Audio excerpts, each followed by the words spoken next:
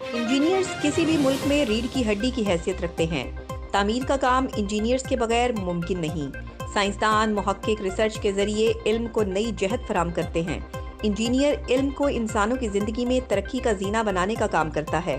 وفاقی وزیر احسن اقبال کی ورلڈ انجینئرنگ ڈے پر گفتگو۔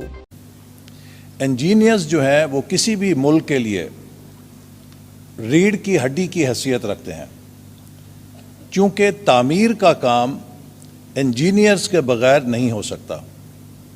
سائنسدان محقق ریسرچ کے ذریعے علم کو نئی جہت فراہم کرتے ہیں، لیکن اس علم کو پروڈکٹیو یوز میں لانے کے لیے اس علم کو انسانوں کی زندگی میں ترقی کا زینہ بنانے کا کام انجینئر کرتا ہے۔ انجینئر انسانی معاشرے کے مسائل اور علم کے درمیان وہ پل ہے کہ جو اس علم کو استعمال کر کے انسانوں کے لیے آسانیاں پیدا کرنے کے ذرائع پیدا کرتا ہے، اور یہی اس کی جستجو اسے نئی سے نئی بلندیوں کی طرف لے کر جاتی ہے۔